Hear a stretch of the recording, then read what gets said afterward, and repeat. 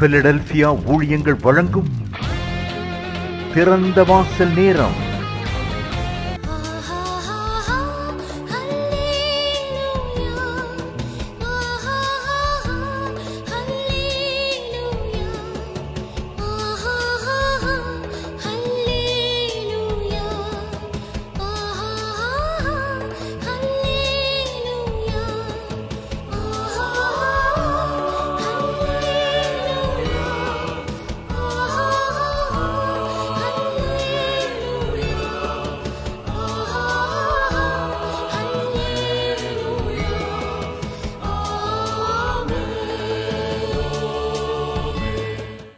ஆண்டவராகிய இயேசு கிறிஸ்துவின் நாமத்தினாலே தேவ பிள்ளைகள் ஒவ்வொருத்தரையும் பிலதெல்பியா ஊழியங்களின் சார்பாக உங்களை அன்போடு நாங்கள் வரவேற்கிறோம், உங்களை நாங்கள் வாழ்த்துகிறோம்.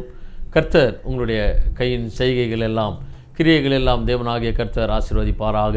வேதத்தெல்லாம் வாசிக்கிறோம், நீ கையிடும் வேலையிலெல்லாம் உன் தேவனாகிய கர்த்தர் உன்னை ஆசீர்வதிப்பார் என்று வேதத்தில் நாம் வாசிக்கிறோம். அப்படியாக கர்த்தர் உங்களையும் உங்களுடைய குடும்பங்களையும் உங்களுக்கு உண்டான எல்லாவற்றையும் ஆசீர்வதிப்பாராக. இந்த நாளிலும் கர்த்தருடைய வசனத்தின்படி நாம் பார்க்கும் பொழுது கர்த்தர் உங்களுடனே கூட இருக்கிறார், கர்த்தர் உங்களுடனே கூட இருக்கிறார் என்று நாம் வேதத்தில் பார்க்கிறோம். மத்தேயு சுவிசேஷ புஸ்தகம் 28வது அதிகாரம் கடைசி 3 வசனங்களை நாம் வாசிக்கும் பொழுது, அப்பொழுது இயேசு சமீபத்தில் வந்து அவர்களை நோக்கி, வானத்திலும் பூமியிலும் சகல அதிகாரமும் எனக்கு கொடுக்கப்பட்டு இருக்கிறது. ஆகையால் நீங்கள் புறப்பட்டு போய் சகல ஜாதிகளையும் சீஷராக்கி பிதா குமாரன் பரிசுத்தாவின் நாமத்திலே அவர்களுக்கு ஞானஸ்நானம் கொடுத்து, நான் உங்களுக்கு கட்டளையிட்ட யாவையும் அவர்கள் கை கொள்ளும்படி அவர்களுக்கு உபதேசம் பண்ணுங்கள்.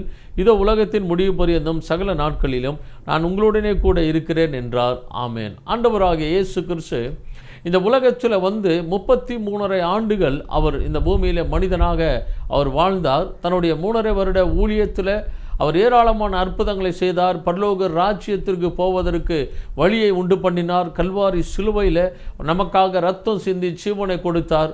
3ஆம் நாள் உயிரோடு எழும்பினார் என்று நாம் பார்க்க முடியும். இன்றைக்கு அவர் சிங்காசனத்தில் அவர் வீற்றிருக்கிறார். அவர் சொன்னார், இயேசு கிறிஸ்து சொன்னார், நான் உங்களுடனே கூட இருக்கிறேன் என்று சொன்னார். நான் பரலோகத்திற்கு போவேனே ஆகியில் உங்களுக்காக ஒரு தேற்றரபாலனை உங்களுக்கு நான் அனுப்புவேன் என்று சொன்னார்.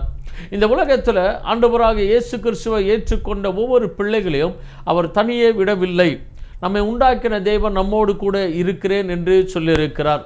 இந்த உலகத்தில் விலையேற பெற்ற ஒரு பாக்கியம், தன்னை உண்டாக்கின தெய்வம் எந்த மனிதனோடு இருக்கிறாரோ அவன்தான் இந்த உலகத்தில் மிகவும் ஒரு பெரிய பாக்கியவானாக விலையேற பெற்றவனாக இருக்கிறான். ஆண்டவர் சொல்லுகிறார், உலகத்தின் முடிவு பரியந்தம் இந்த உலகத்தில் நாம் வாழ்ந்து முடிக்கிற வரையிலும் ஆண்டவராகிய இயேசு கிறிஸ்துடைய வருகை வரையிலும் அவர் நம்முடனே கூட இருக்கிறேன் என்று சொல்லியிருக்கிறார். ஆனால் யாரோடு கூட தேவன் இருக்கிறார் என்பதை நாம் புரிந்து கொள்ள வேண்டும், நன்றாய் புரிந்து கொள்ள வேண்டும். அவர் சொல்லுகிறார், நான் உங்களுக்கு கட்டளையிட்ட யாவையும் அவர்கள் கை கொள்ளும்படி அவர்களுக்கு உபதேசம் பண்ணுங்கள். இயேசு கிறிஸ்து சொன்ன கட்டளையை யாரெல்லாம் கை கொள்ளுகிறார்களோ, அவருடைய வசனத்தை யாரெல்லாம் கை கொள்ளுகிறார்களோ அவர்களுடனே கூட மாத்திரமே ஆண்டவராகிய இயேசு கிறிஸ்து இருக்கிறார். நன்றாய் புரிந்து கொள்ள வேண்டும். தன்னை ரட்சித்த தேவனாகிய கர்த்தர், தன்னை உண்டாக்கின தெய்வத்தினுடைய வார்த்தையை எந்த ஒரு மனிதன் கை கொண்டு நடக்கிறானோ, எந்த மனிதனுடைய வாழ்க்கையில் கர்த்தருடைய வசனம் வாழ்க்கையாக இருக்கிறதோ அவனுடனே கூட மாத்திரமே தேவனாகிய கர்த்தர் இருக்கிறார் என்பதை நாம் மறந்துவிடக்கூடாது. ஆண்டவராகிய இயேசு கிறிஸ்து சொல்லுகிறார், ஒருவன் என் மேல் அன்பா இருந்தால் அவன் என் கற்பனைகளை கை கொள்ளுவான் என்று ஆண்டவர் சொல்ல இருக்கிறார். ஆண்டவரை நேசிக்கிறேன் என்று ஒரு மனிதன் ஒரு மனுஷி சொல்வானாகில் அவர்களுடைய பெரிய அடையாளம் என்னவென்றால் தேவனாகிய கர்த்தருடைய வார்த்தையை அவர்கள் கை கொண்டு நடப்பதுதான் ஆண்டவரை நேசிக்கிறேன் என்பதற்கு அடையாளமாக இருக்கிறது. எனவே நாம் வேதத்தில் பார்க்கும் பொழுது இயேசு கிறிஸ்து எல்லா மனிதரோடும் கூட இருக்கிறாரா என்று பார்க்கும் பொழுது அவர் தான் உண்டாக்கின மனிதர்களோடு அவர் எப்பொழுதுமே வாசம் பண்ண வேண்டும் என்று தான் தேவனாகிய கர்த்தர் விரும்புகிறார். பழைய ஏற்பாட்டு காலத்தில் இஸ்ரவேல் ஜனங்களோடு தேவனாகிய கர்த்தர் பேசும் பொழுது அவர் சொல்லுகிறார், எனக்காக நீங்கள் பெரிய ஆலயத்தை கட்ட வேண்டும் என்று ஆண்டவர் விரும்பவில்லை. அவர் கூடாரத்தில் ஜனங்களோடு ஜனங்களாக அவர் வாசம் பண்ணி கொண்டிருந்தார். அவருடைய பிள்ளைகளோடு கூட இருக்க வேண்டும் என்று தான் தேவனாகிய கர்த்தர் விரும்புகிறார். எனவே அவர் யாருடனே கூட இருப்பார். ஒரு தெய்வம் ஆண்டவராக இயேசு கிறிஸ்து எந்த மனிதனோடு கூட இருக்கிறாரோ அவனுடைய வாழ்க்கையில் எதை வேண்டுமானாலும் தேவனாகிய கர்த்தர் செய்கிறவராக இருக்கிறார் என்பதை நாம் மறந்துவிடக்கூடாது. நன்றாய் புரிந்து கொள்ள வேண்டும். இந்த உலகத்தில் மனிதனால் செய்ய முடியாத ஏராளமான காரியங்கள் இருக்கிறது. வேதத்தில் ஆண்டவராக இயேசு கிறிஸ்து சொல்லுகிறார், மனுஷரால் கூடாதவைகள் தேவனால் கூடும் என்று அவர் சொல்லுகிறார். அப்போ அவர் யாருடனே கூட இருக்கிறாரோ அவருடைய வாழ்க்கையில தான் அவர் பெரிய காரியங்களை செய்கிறவராக இருக்கிறார். அவர் யார் கூட இருப்பார் என்றால் அவர் சொல்லுகிறார், அவருடைய கட்டளைகளை, அவருடைய கற்பனைகளை, அவருடைய வசனத்தை யாரெல்லாம் கை கொண்டு நடக்கிறார்களோ அவர்களுடைய வாழ்க்கையில தான் தேவனாகிய கர்த்தர் இருக்கிறார். உபாகமத்தின் புத்தகம் 28வது அதிகாரம் 1வது வசனத்தை 2வது வசனத்தை வாசிக்கும் பொழுது, இன்று நான் உனக்கு விதிக்கிற உன் தேவனாகிய கர்த்தருடைய கட்டளைகளின் படியெல்லாம் செய்ய நீ கவனமாய் இருக்கும்படிக்கு அவர் சத்தத்திற்கு உண்மையாய் செவி கொடுப்பாயானால் உன் தேவனாகிய கர்த்தர் பூமியில் உள்ள சகல ஜாதிகளிலும் உன்னை மேன்மையாக வைப்பார். நீ உன் தேவனாகிய கர்த்தரின் சத்தத்துக்கு செவி கொடுக்கும் போது இப்பொழுது சொல்லப்படும் ஆசீர்வாதங்கள் எல்லாம் உன்மேல் வந்து உனக்கு பலிக்கும். இப்பொழுது உன் மீது வந்து பலிக்க போகிற ஆசீர்வாதங்கள், இப்பொழுது உபாகமத்தின் புத்தகம் 28வது அதிகாரத்தில் கர்த்தர் ஆசீர்வாதமான வசனங்களை அவர் சொல்லுகிறார். ஆசீர்வாதங்களை அவர் சொல்லுகிறார். ஒரு மனிதனுடைய வாழ்க்கையில் அவனுக்கு எப்படிப்பட்ட ஆசீர்வாதங்கள்லாம் தேவைப்படுகிறது என்பதை கர்த்தர் அவர் சொல்லும் பொழுது அவர் சொல்லுகிறார், இப்போ நான் சொன்ன ஆசீர்வாதங்கள் யாருக்கு வந்து பலிக்கும் என்று சொன்னால் அவர் சொல்லுகிறார், உன் தேவனாகிய கர்த்தரின் சத்தத்துக்கு செவி கொடுக்கும் பொழுது இப்பொழுது சொல்லப்படும் ஆசீர்வாதங்கள் உன்மேல் வந்து பலிக்கும். கர்த்தருடைய வார்த்தைக்கு எந்த ஒரு மனிதன் செவி கொடுக்கிறானோ, கர்த்தருடைய சத்தத்துக்கு எவன் ஒருவன் செவி கொடுக்கிறானோ அவனுக்கு தான் கர்த்தர் சொன்ன ஆசீர்வாதங்கள் நிறைவேறுகிறதா இருக்கிறது.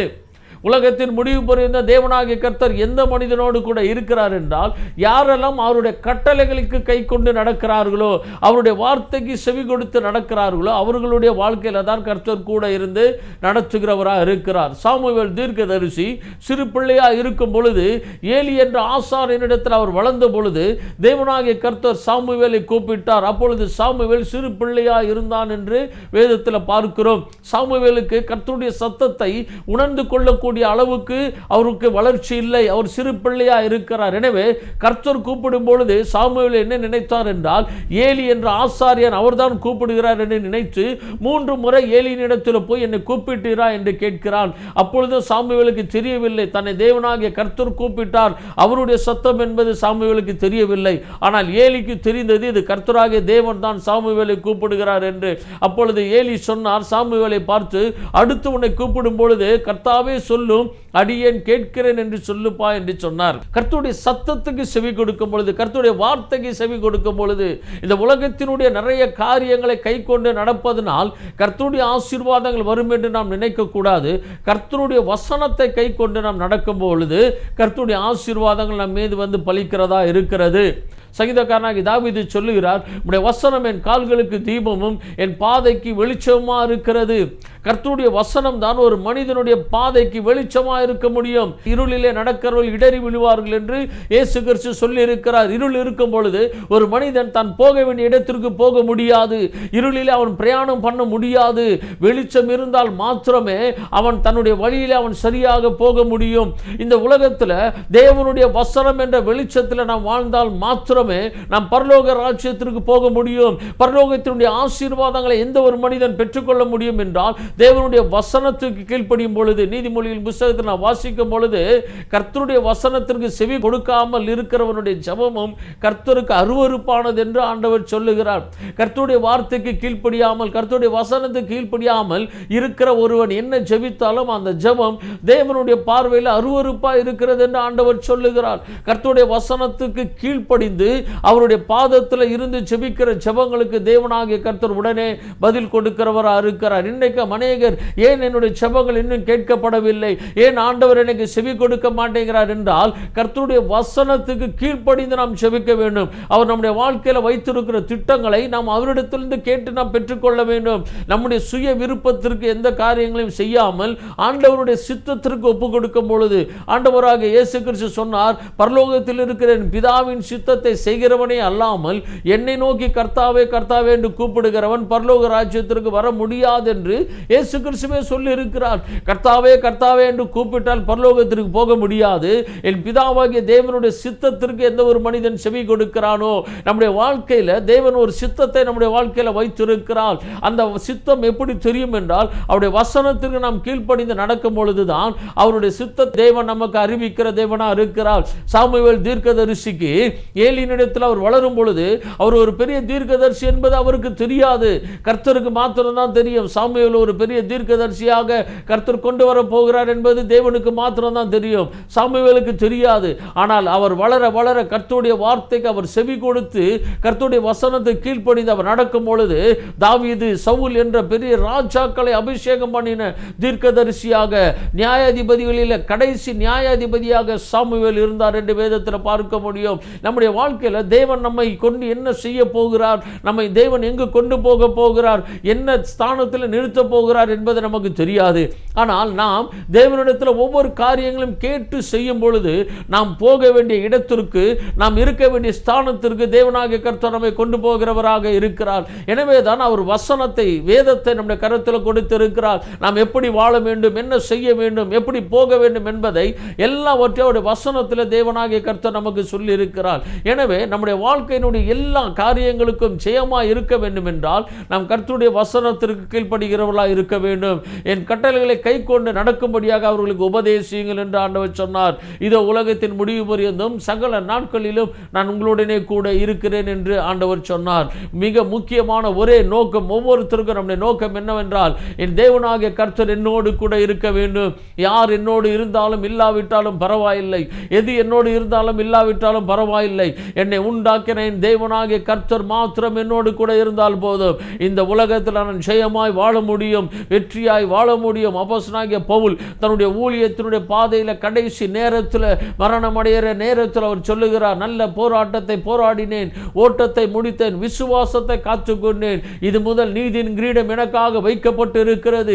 நீதி உள்ள நியாயாதிபதியாக என் தேவனாகிய கர்த்தர் அந்நாளிலே அதை எனக்கு தருவார். எனக்கு மாத்திரமல்ல, அவருடைய மகிமையின் பிரசன்னமாகுதலை விரும்புகிற யாவருக்கும் அதை தந்தருளுவார் என்று அப்போஸ்தலனாகிய பவுல் சொல்லுகிறார். நல்ல போராட்டத்தை போராடினேன், ஓட்டத்தை முடித்தேன், விசுவாசத்தை காத்துக்கொண்டேன். இந்த உலகத்தில் என்னை தேவனாகிய கர்த்தர் ஏன் உண்டாக்கினாரோ அந்த நோக்கத்தை நான் முடித்து விட்டேன். இப்பொழுது ஜீவ கிரீடம் எனக்காக காத்து கொண்டு இருக்கிறது என்று அப்போஸ்தலனாகிய பவுல் சொல்லுகிறார். தேவ பிள்ளைகளே, நம்முடைய வாழ்க்கையில் நாம் ஜெயமாய் வாழ வேண்டும் என்றால், நம்முடைய குடும்பங்கள் ஆசீர்வாதமாக இருக்க வேண்டும் என்றால், நம்முடைய காரியங்கள் ஆசீர்வாதமாக இருக்க வேண்டும் என்றால், நாம் கர்த்தருடைய சத்தத்திற்கு, கர்த்தருடைய வசனத்திற்கு செவி கொடுத்து நாம் நடக்கும் பொழுது மாத்திரமே தேவனாகிய கர்த்தர் நம்மோடு கூட இருக்கிறவராக இருக்கிறார். சங்கீதக்காரனாகிய தாவீது சொல்லுகிறார், கர்த்தர் என் மேய்ப்பராக இருக்கிறார். நாம் கர்த்தருடைய ஆடுகளாக இருக்கும் பொழுது, ஆண்டவராகிய இயேசு கிறிஸ்து நமக்கு மேய்ப்பனாக இருக்கும் பொழுது, அவர் நம்மை புல்லுள்ள இடங்களில் மேய்த்து அமர்ந்த தண்ணீர்கள் அண்டையில் நம்மை கொண்டு போகிற தேவனாக இருக்கிறார். எனவே நம்முடைய வாழ்க்கையில் ஆண்டவரே, நீர் என்னுடைய வாழ்க்கையில் எல்லாவற்றிற்கும்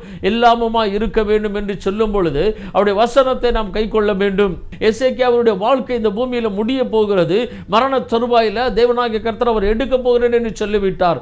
ஆனால் எசேக்கியாவினுடைய விருப்பம் இந்த உலகத்தில் வாழ வேண்டும் என்று, எனவே சோர்புறமாக திருப்பி கொண்டு ஆண்டவரை நோக்கி பார்த்து அழுகிறார். ஆண்டவரே, நான் உமக்கு முன்பாக மன உண்மையும் உத்தமமாய் நடந்து கொண்டேன் என்பதை நினைத்தருளும் ஆண்டவரே என்று சொன்ன அந்த வார்த்தையை தேவனாகிய கர்த்தர் கேட்டு, அப்பொழுதே ஏசாயா தீர்க்கதரிசி, அவர் இன்னும் அந்த அரண்மனையை விட்டு அவர் போகவில்லை. உடனடியாக கர்த்தர் ஏசாயாவினிடத்தில் சொன்னார், நீ உடனே போய் 15 வருஷத்தை எசேக்கியாவுக்கு நான் கொடுத்து விட்டேன் என்று சொல்லுகிறார். பாருங்க, உடனே ஆண்டவர் கேட்டார், உடனே பதில் கொடுத்தார். தானியேல் ஜெபித்த பொழுது பரலோகத்தில் கட்டளை உடனே வெளிப்பட்டது என்று வேதத்தில் பார்க்கிறோம். தேவ தூதன் சொல்லுகிறான், தானியேலே, நீ மிகவும் பிரியமானவன் என்று சொல்லுகிறான். நீ வேண்டிக் கொள்ள தொடங்கின பொழுதே கட்டளை வெளிப்பட்டது என்று சொல்லுகிறான். தேவனுடைய வசனத்திற்கு கீழ்ப்படிந்து நடக்கிறவர்கள் தேவனுக்கு பிரியமானவர்களாய் மாறுகிறார்கள். அவர்களோடு கூட தேவனாகிய கர்த்தர் எப்பொழுதும் இருக்கிறார். அவர்கள் ஜெபிக்கிற ஜெபங்களை தேவனாகிய கர்த்தர் உடனே கேட்டு அவர்களுக்கு பதில் கொடுக்கிறவராக இருக்கிறார். உலகத்திற்கு பின்பாக, நம்முடைய சுய விருப்பத்திற்கு பின்பாக நாம் ஓடாமல், நண்பர்கள் அவர்கள் என்று யாருடைய ஆலோசனையை கேட்காமல் தேவனுடைய ஆலோசனையை கேட்டு நாம் போகும் பொழுது கர்த்தர் நம்முடைய வாழ்க்கையை அளவில்லாமல் ஆசீர்வதிக்கிறவராக இருக்கிறார். நம்மோடு கூட எப்பொழுது அவர் இருந்து நம்ம நடத்துகிறவராக இருக்கிறார். இந்த வேளையிலும் ஆண்டவரே, உம்முடைய வசனத்துக்கு நான் கீழ்ப்படிந்து நடப்பேன் ஆண்டவரே, உம்முடைய சத்தத்திற்கு நான் செவி கொடுப்பேன் ஆண்டவரே என்று சொல்லி கர்த்தருடைய சமூகத்தில் நாம் ஜெபிக்க போகிறோம். இந்த நாளில் இன்னும் பெரிய காரியங்களை கர்த்தர் உங்களுடைய வாழ்க்கையில் செய்வாராக. நாம் ஜெபிக்கலாம். வானத்தையும் பூமியும் படைத்த சர்வ வல்லமையுள்ள எங்கள் தேவனாகிய கர்த்தாவே, பரலோக பிதாவே, நான் உங்களுக்கு நன்றி செலுத்துகிறோம் ஆண்டவரே. இந்த ஆசீர்வதிக்கப்பட்ட இந்த வேளையிலும் நீர் எங்களோடு கூட பேச நம்முடைய வார்த்தைகளுக்காக நன்றி செலுத்துகிறோம். இந்த உலகத்தினுடைய கடைசி நாட்கள் வரையிலும் நீர் எங்களுடனே கூட இருக்கிறீர் ஆண்டவரே. உம்முடைய கட்டளைகளை நான் கை கொள்ளும் பொழுது, உம்முடைய சத்தத்திற்கு நான் செவி கொடுக்கும் பொழுது நீர் எங்களுடனே கூட இருந்து எங்களை நீர் ஆசீர்வதிக்கிறீர் என்பதை நீர் இன்றைக்கு பேசியிருக்கிறீர் ஆண்டவரே. உம்முடைய வசனத்திற்கு நான் செவி கொடுத்து நடக்க எங்களுக்கு இன்னும் அதிகமாக கிருபை தருவீராக. உம்முடைய நாமம் மகிமைப்படுவதாக. இயேசு கிறிஸ்துவின் நாமத்தில் வேண்டுகிறோம் நல்ல பிதாவே. ஆமென், ஆமென். God bless you. கர்த்தர் உங்களை ஆசீர்வதிப்பார். மேலும் விவரங்களுக்கு நீங்கள் தொடர்பு கொள்ள pastor V. Simon, master of divinity, Philadelphia ministry, number 324, Konnur high road, cellphone 9884569467 மற்றும் 9790826578.